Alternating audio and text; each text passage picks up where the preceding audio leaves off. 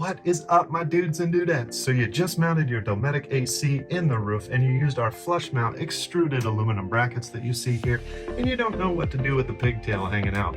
Well, we have a solution for you. This is our AC plug bracket. It mounts on the side of our brackets and keeps the Anderson plug connected and up out of the way. Let's go ahead and see how it works.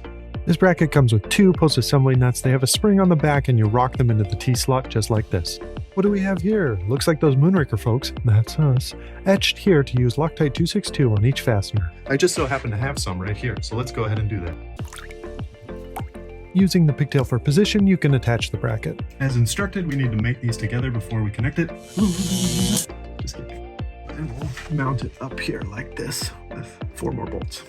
A quick attachment of the screws, and there you have it. This Dometic AC never looked so good.